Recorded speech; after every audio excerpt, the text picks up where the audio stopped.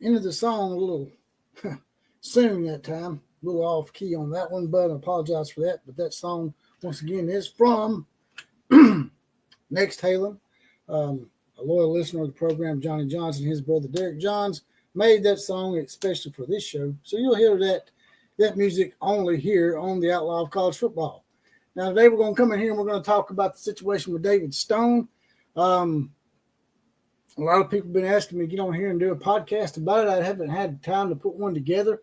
So I figured I'd just come in here and talk about it live today with everybody and let everybody get their thoughts out, especially all the Oklahoma people that frequent my channel. As you know, Oklahoma fans are really supportive of my channel.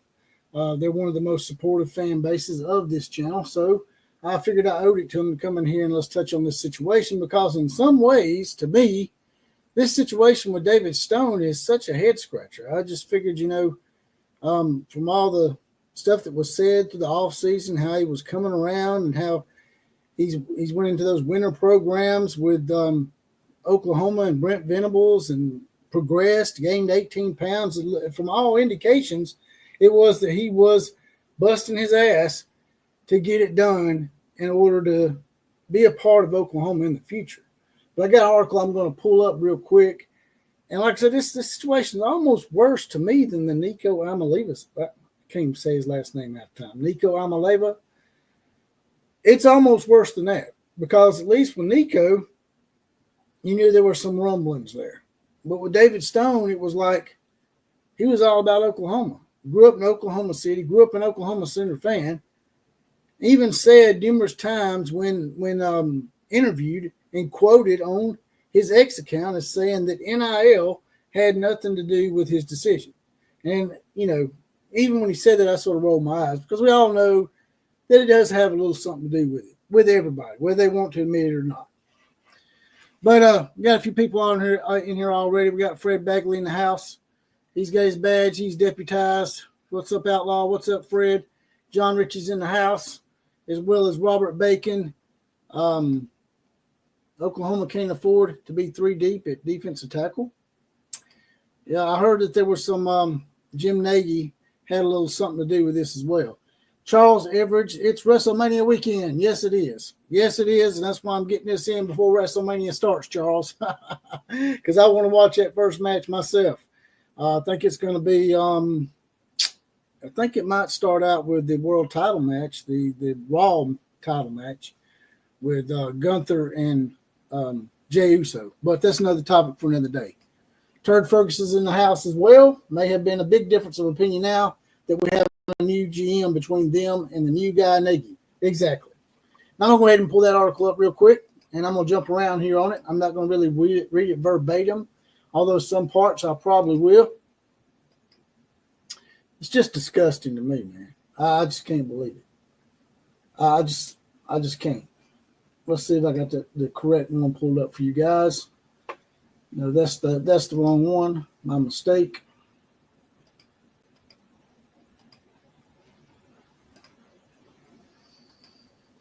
Right here, this is from Sports Illustrated. They're asking who's to blame. Who's to blame for David Stone's debacle? And there's plenty to go around. Stone and family need to get on the same page about his future at OU, while the Sooners' power structure must not make an avoidable mistake in the transfer portal once again. So, scrolling on down here, it says, excuse me, but where are the adults in this situation? Why did Stone enter the portal? Why did Brent Venables let him go? Who's in charge? How the 5-star defensive tackle, arguably the most valuable position in college football, who grew up in Oklahoma City rooting for the Sooners, suddenly decided to enter the portal before starting his sophomore year of college. Says Stone battled injury last year but played in all 13 games. He had 6 tackles, 2 for tackles for loss, and 1 sack, but he was young. And by all accounts, from Venables and from Stone, he got better during the winter workouts and spring practice. Skip down here. Here's the part I was talking about. Stone had just said 2 weeks ago that he had matured to the point where his off-the-field issues no longer affected his football. I let a lot of things outside of football affect the way I was carrying myself, Stone said to the media on April the 1st. But regardless of all that, I've done better and I've grown as a man. And he said that on April the 1st, and then he turns around a few weeks later, and it says here, well, that was an ill-timed punchline for a very bad joke. For Stone's part, it's very much the same as his Twitter post from 2022 when he assured his followers and anyone else who cared that NIL would not sway his decision where to play college football. He could not be bought. And I don't know why it surprises people that someone would not tell you the truth or be a man of the word, because that's the way it is these days with these athletes, especially the poor athletes that grow up in what you would call the hood. Here's this quote that was on Twitter September 28th. NIL will not be the reason I go to a school to play football, so do not make the assumption again that I can be bought. Well, David, the assumption is no longer an assumption. It looks like it's a done deal. It's a factual thing, David. In both cases, Stone said one thing with a high measure of conviction for what it's worth and then did the exact opposite. By now, Stone is old enough to know that a real man is true to his word and that really he is only good as his word. So who's to blame for college football's latest descent into idiocy, it says here? Everyone. Everyone is to blame. Everyone involved should recognize their part in creating the shame of this debacle, and they should do everything in their power to fix it. It says, let's dive in. Stone played just 94 snaps in 2024. And he was buried behind a three-man rotation. This is probably what it really was right here. He is buried behind a three-man rotation from TCU transfer Demonic Williams, fellow freshman and IMG alumnus Jaden Jackson, and stellar backup Grayson Halton. Stone's best chance for immediate advancement this year may have been if Williams had left for the NFL, but Demonic Williams wisely states if Stone went about doing what anyone in his situation needs to do, he got better.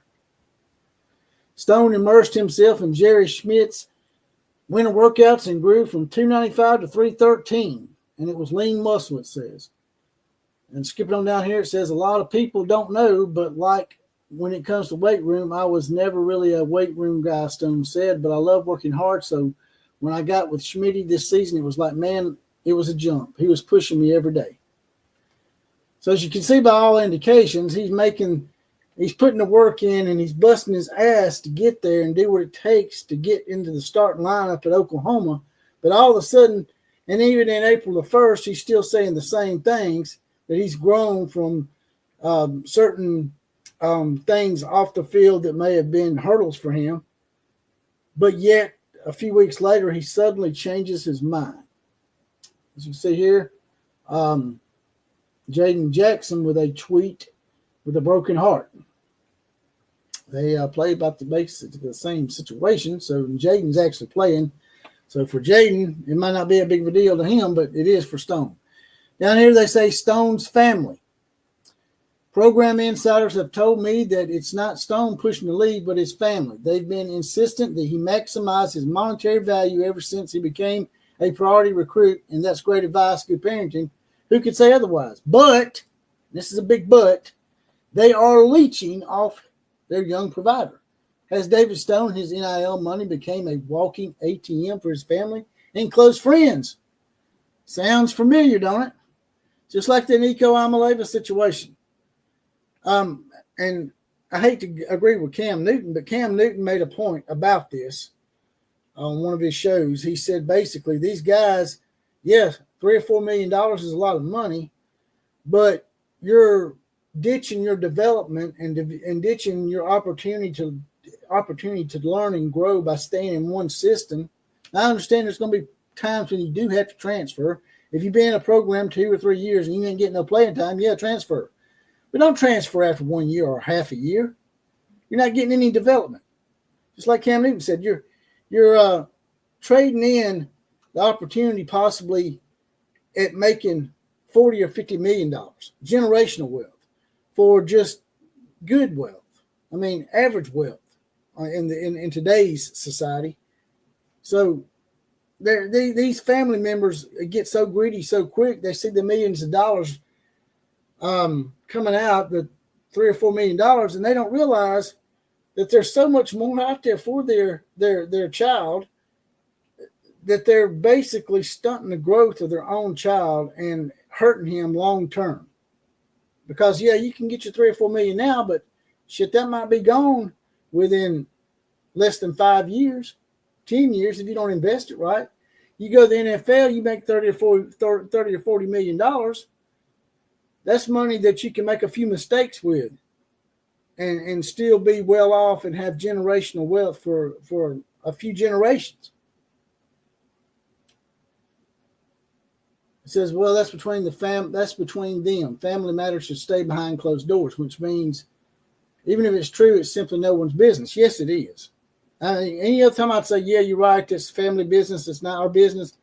But if it's affecting a university or a team that we support, that, you know, these boosters and fans are putting their money into, and the money that we're putting into the program is going to pay these players, yeah, I know it's through NIL Collective and through sponsorships. Let's quit lying, man. They're funneling money through sponsors from the university. The universities are really still paying them, just like the universities have been paying them since 1920. It's just aggravating, man. And on down here, it says, who else is to blame? Jim Nagy. Insiders say this is where a good bit of the blame lies, at least within OU's camp. On a radio interview during the Crimson Combine event held at the stadium last weekend, Nagy famously said, now this is what Jim Nagy just said.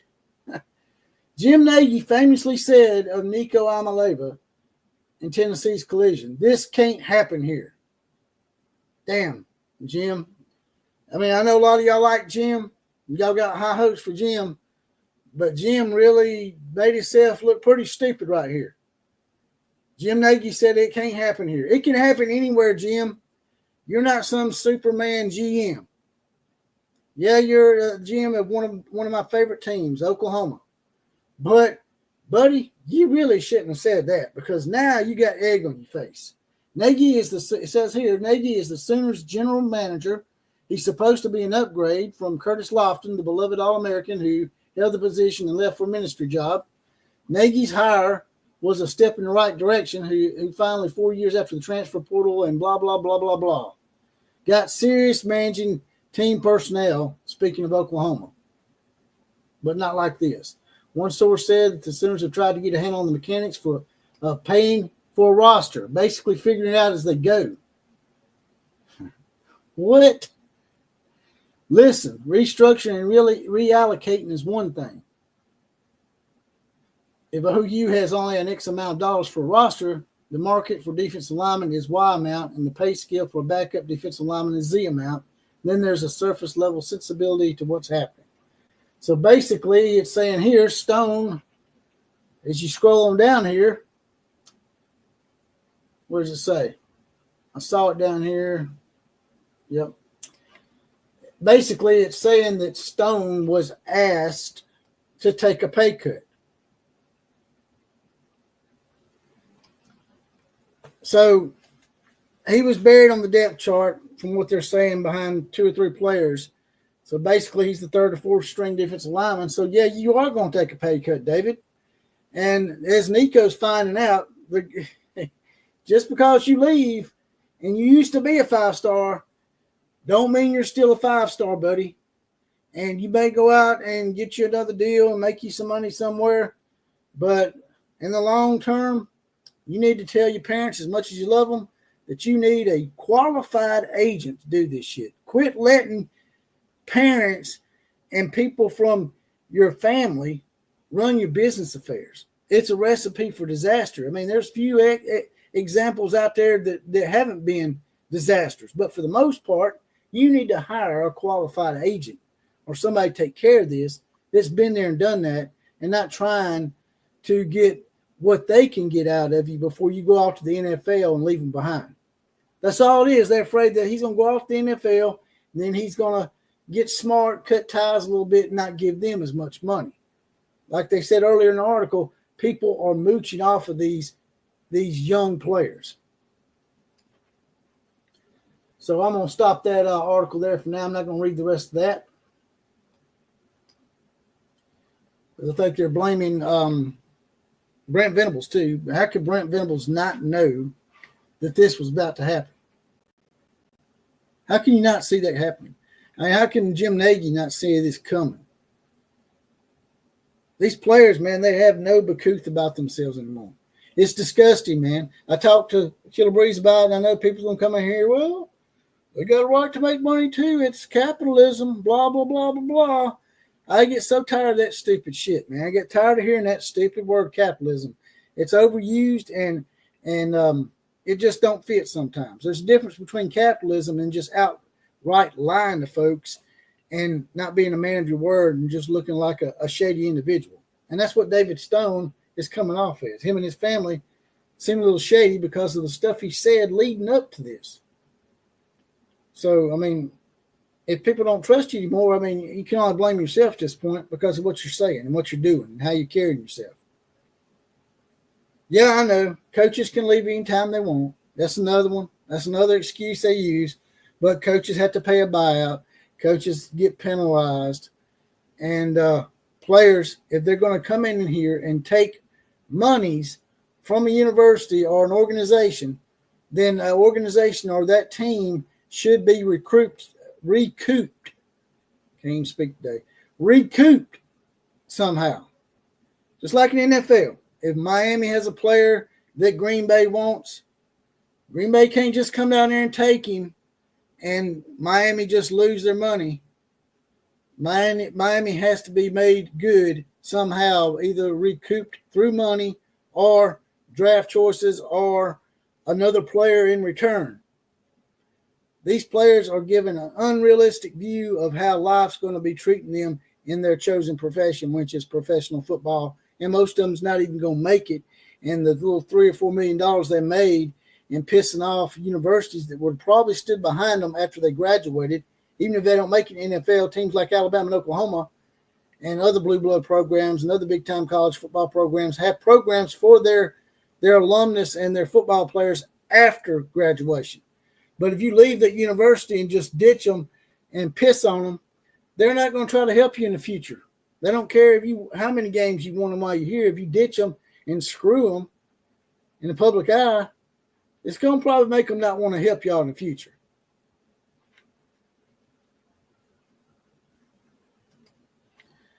Robert Bacon says, I completely trust Jim Nagy, though hopefully Stone will be back. Now, there is a rumor that Stone's just testing the waters and he might come back. But do y'all really want him back? Do y'all really want to roll over and take it in the ass like that? Oklahoma is not Wake Forest. They shouldn't have to do that. Y'all shouldn't have to roll over, Robert. And that Jim Nagy, from what it's saying here, he was sort of blindsided. He come out and said it could never happen at Oklahoma. And it did. I'm just saying that's not a good look for Jim, man. And we all have those moments where we say things and we look bad because we might have predicted something that we was absolute about and it ends up being not absolute.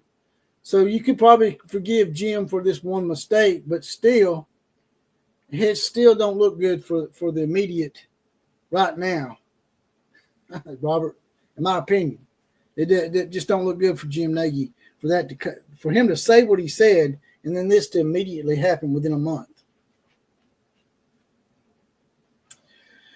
But that's all I want to say about today. I just want to jump in here real quick and get y'all's thoughts on it. You guys and gals out there in Sooner Nation, y'all tell me what y'all think about it. Who do you think's at fault? Who do you think's most to blame? What do you think could have been done for the situation not to occur?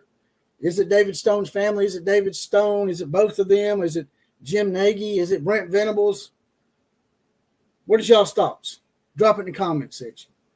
Like, share, comment, and subscribe to this channel. Also, if you want to join the Outlaw Posse and get your badge and get deputized like Eric Taco Marino and Fred Bagley also here in the house. Thunder OU Sooners also here. He has perfect attendance, almost, but he is the most attending guy here. But if you want to get that badge like them, get a random Four Horsemen shout out on the actual podcast as well as be the comment of the day. Hit that join button over by the subscribe button. It's $2.99 a month, 75 cents a week. And as I said before, like, share, comment, and subscribe. Subscribe is free. Subscribing is absolutely free.